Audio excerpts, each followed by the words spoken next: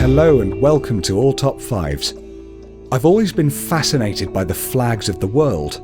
A lot of them are simple but symbolic coloured lines and shapes, but a few really push the boat out, becoming wonderful symbols in their own right. Here are my top 5. Number 5. Bhutan. Starting strong here with the national flag of Bhutan. Featuring the bright orange and yellow colours with a stylish diagonal divide, the highlight of this flag is the black and white dragon in the centre. A dragon is a superb idea for a flag, but the level of detail in Bhutan's dragon is something that really makes it special. The yellow half of the flag symbolises civil tradition and authority, alluding to the Dragon King of Bhutan, Druk Gyalpo, who traditionally wore a yellow scarf.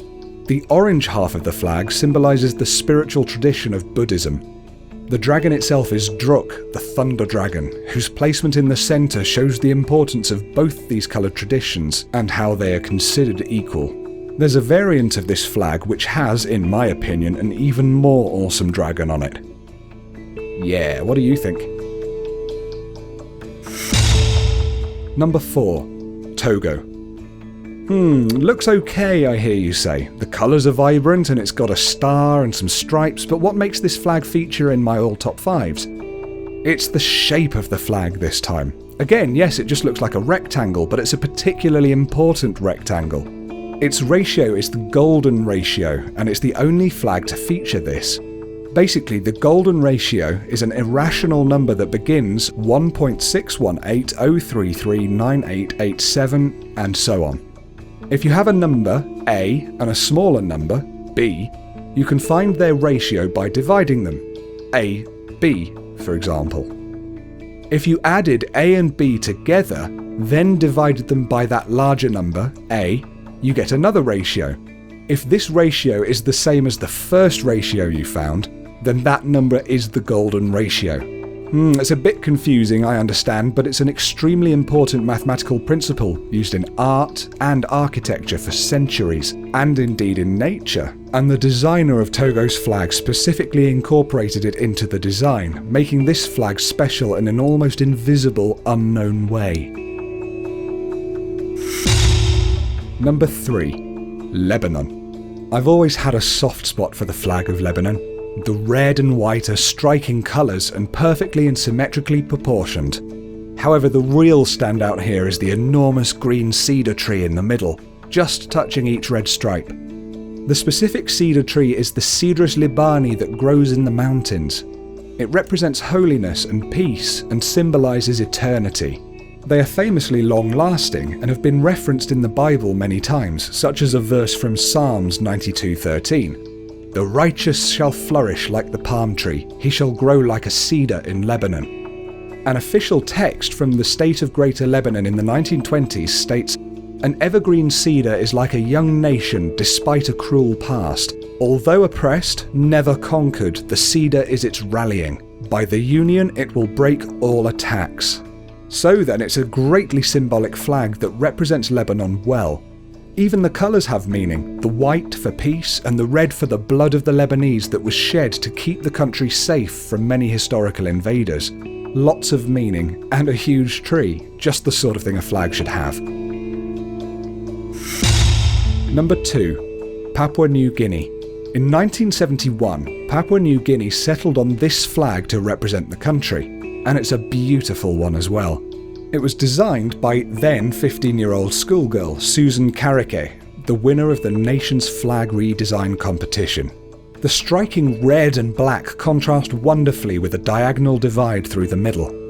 On the lower half, the Southern Cross sits, a feature of several flags actually from the Southern Hemisphere.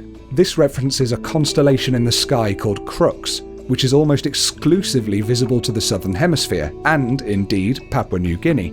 The icing on the cake for this flag is the gorgeous bird silhouette, the Rajiana bird of paradise, a great symbol of the diverse natural wonders in the region of Papua New Guinea. Certainly, Papua New Guinea has some of the last truly wild areas of land on Earth, and it's right that anyone seeing this flag should be reminded of how special that is. Number 1. Nepal. Breaking the mould at number 1 is this superb flag. the only one in the world not to have 4 sides, such as a rectangle or a square. The red colour is that of the rhododendron, Nepal's national flower, and the blue border around it symbolises peace. Adopted in 1962, the unusual shape of the flag was designed to show the Himalaya mountains, a very important aspect of Nepal. Even more important are the moon and the sun, which are there to represent the hope that Nepal will be as everlasting as these 2 celestial objects. In 1990, the Nepalese produced a heavily detailed set of instructions on how to draw precisely their national flag, with all proportions correct. It's 622 words long, as you can see, so anyone trying to get an accurate version of Nepal's flag shouldn't have too many questions. The unusual shape of the flag is nothing new, however. Apparently, before Nepal was unified in 1962, the original and unofficial design was of a similar shape and had lasted for centuries. Yeah, definitely worth its place here in my top 5. Quickly, a special mention goes to Liberia with its 15 county flags. Now, some of these are awesome in their own way, and some of them look more like quick drawings in Microsoft Paint. However they were created, I really do love them. Got a real soft spot. And that's it from all top 5s for this week. Flags do say a lot about the country they represent, and often it's something beautiful as well as symbolic. I hope you've enjoyed this selection. When discussing these flags and things in the comments, just remember to be polite and considerate of others. Let's all get along here. If you liked this video, why not share it with your friends? Put it on Facebook or Twitter. You can see the handles there at the bottom of the screen, or you can just toss this video a like. If you'd like to see more videos on lots of other different topics, you can subscribe with the big subscribe button bouncing around with the thumbs up there.